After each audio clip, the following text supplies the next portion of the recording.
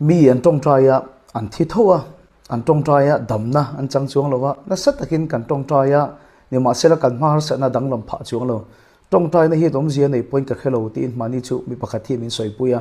tong trai wanga damna chang te ka hmuwa ka oi lutuk ni ma sela chung damna te chang tur chuan van nei ve do ngain ka khria ti in min soipuya tong trai hi dom zia nei po khelo thu te soi ta du maya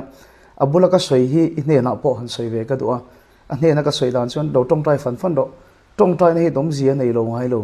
kan tong trai nei dam lo ti dam tura thok kher lo ni point har sana ching fel tura thok kher lo ni point mi tong trai chuan ama zo khan pathian ha tho atlenga khanat na ma chon thei tura chakna te kha har sana ma chon thei tura pathian om puina te kha ama zo na chang thin tong trai na thon ngai lo kan soi na le teng nat na ti dam turin har sana ching fel tura thok lo ni point ke ma ni zok ma chon thei turin ke ma ni zok ma chon thei tura ti chakna le pathian om puina ke ma ni lama thok thina lom tong trai ngai lo ho chon ke som thin tin abula chuan ka soya tong trai fan do tin ka